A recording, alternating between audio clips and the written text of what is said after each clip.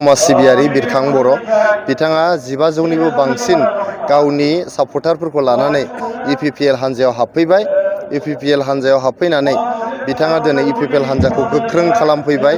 जोंनि बिटिआरनि मानगोनां चिफ प्रमद बर' बिथांनि खामानिफोरखौ मोजां मोननानै आरो जोंनि UPPL हान्जानि निति आदर्शखौ मोजां मोननानै बिथाङा दिनै रोजा रोजा सापर्टारफोरखौ लानानै जोंनि UPPL हान्जायाव हाबफैबाय। बेनो फोरमान होयो जे दिनै जोंनि बड'लेण्ड ओनसोलाव UPPLनि अनगायै आरो गुबुन हान्जानि जेबो खामानि गैला। UPPL हान्जायानो मोनसेल' हान्जा, जाय रायजोनि हान्जा, बयजोंबो मोजां मोनजानाय हान्जा। बे हान्जायानो दिनैहाय गोजोन लाबोदों जोंनि बड'लेण्ड ओनसोलाव। बे हान्जायानो जोंनो रायजो राजानो न्याय होदों। बे हान्जायानो सेल्फ हेल्प ग्रुपनो 75,000 होदों। बे हान्जायानो अरुण'दय होदों।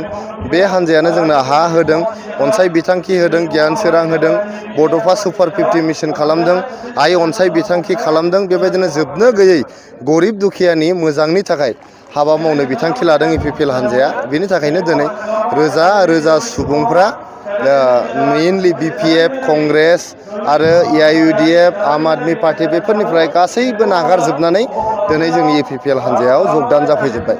बे पेनेलिस्ट जायफोरनि मुं फोसावदों बिथांमोननो आं गोसो गोरबोनिफ्राय गाहाम हामलायनाय जासिबाय।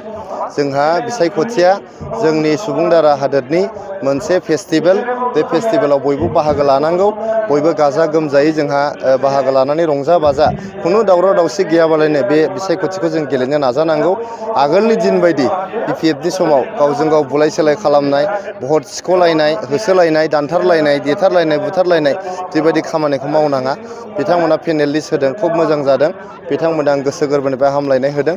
बिथांमोना गेलेगोन, गेलेनायनि उनाव बिथांमोना डिप'जिटखौ गिदिंनानै मोनफिननाय नङा। जोङो सम जाबानो फोसावगोन। जेब्लानो जोंहा बिसायख'थिखौ फोसावगोन अब्लानो जोङो जोंनि बिजाथिखौबो फोसावगोन आरो फोसावब्ला नोंथांमोननो जों सिगां खिन्थाहरग्रोगोन।